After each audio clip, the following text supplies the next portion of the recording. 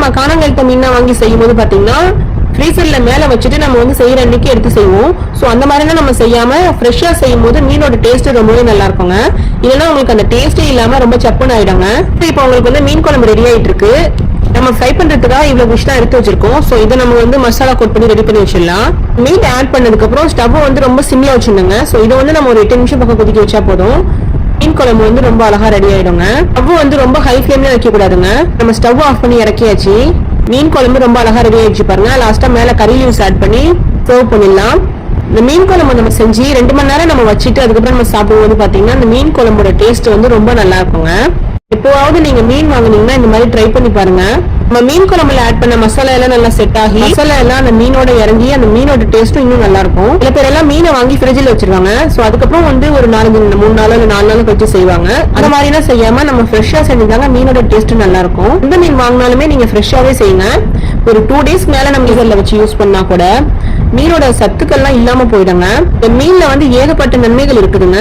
அதை நம்ம வந்து மிஸ் பண்ணக்கூடாது இல்லையா? சோ அதுக்காக தான் நான் சொல்றேன்.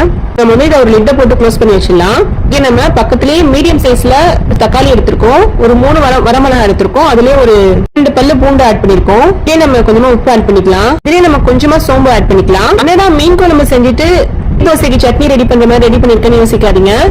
இது ரொம்ப ஸ்பெஷலான ஒரு ஹோம்மேட் மசாலான்னு சொல்றதை விட ஹேண்ட்மேட் மசாலான்னு சொல்றது தாங்க பெர்ஃபெக்ட்டா இருக்கும். ரொம்ப நல்லா இருக்குங்க எல்லா டிஷ்க்குமே. அதாவது ஃபிஷ்க்கு மட்டும் தான் சொல்றேன். நல்லா இருக்குங்க. இதை ஆட் பண்ணி நம்ம மீனை ஃப்ரை பண்ணும்போது மீன் எல்லாத்தையும் நம்ம மசாலா கோட் பண்ணி ரெடி பண்ணி வச்சிடலாம். இதுலயே நம்ம 1 டீஸ்பூன் மிளகாத்தூள் ஆட் பண்ணிக்கலாம். 1/2 டீஸ்பூன் மஞ்சள் ஆட் பண்ணிக்கலாம். வேணும்னா நீங்க ஹாஃப் லெமன் ஸ்க்வீஸ் பண்ணி விட்டுக்கோங்க.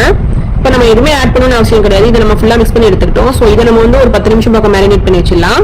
இந்த மசாலா எல்லாம் இந்த மீனோட ஃபுல்லா கோட் ஆகிற அளவுக்கு நல்லா மிக்ஸ் பண்ணி எடுத்து ஒரு 10 நிமிஷம் வச்சிடுறோம். நம்ம ஃப்ரை பண்ணி எடுத்துக்கலாம். நம்ம ஒரு 2 பேட்சா ஃப்ரை பண்ணி எடுத்துக்கலாம். ஃபர்ஸ்ட் பேட்ச் வந்து ஃப்ரை பண்ணி எடுத்துக்கிட்டு நெக்ஸ்ட் செகண்ட் பேட்ச் ஆட் பண்ணிக்கலாம். இந்த மாதிரி நம்ம மேரினேட் பண்ணி வச்சு செய்யும் போது மீனோட டேஸ்ட் ரொம்ப நல்லா இருக்குங்க. ஃப்ளேவர்னா நல்லா இறங்கி ரொம்ப டேஸ்டா இருக்குங்க. நம்ம மீன் குழம்பு செஞ்சு 2 மணி நேரம் கழிச்சு தான் நம்ம சாப்பிட போறோம். சோ பாருங்க மீன் குழம்பு எவ்வளவு அழகா இருக்கு பாருங்க பாக்குறதுக்கு. மீனும் நல்லா முழுமையா வந்திருக்கு. உங்ககிட்ட மல்லிப்பொடி நினைச்சுன்னா லாஸ்டா ஆட் பண்ணி கூட நீங்க சர்வ் பண்ணிடலாம்.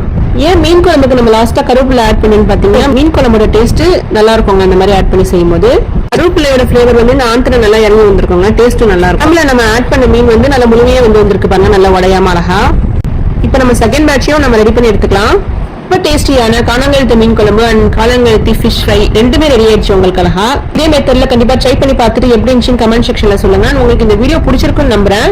மறக்காம உங்க ரிலேட்டிவ்ஸ்க்கு உங்க ஃப்ரெண்ட்ஸ் அண்ட் ஃபேமிலிக்கு ஷேர் பண்ணுங்க. உங்களுக்கு இந்த மாதிரி ஹெல்தியான ரெசிபிஸ் அண்ட் இன்ட்ரெஸ்டிங்கான வீடியோக்கு மறக்காம ஹப்சா நோட் கிச்சன் டிஷ் சேனலை சப்ஸ்கிரைப் பண்ணி வச்சுக்கோங்க. அப்படியே பக்கத்துல இருக்க பெல் ஐகானை கிளிக் பண்ண மறந்துடாதீங்க. தேங்க்ஸ் ஃபார் வாட்சிங்.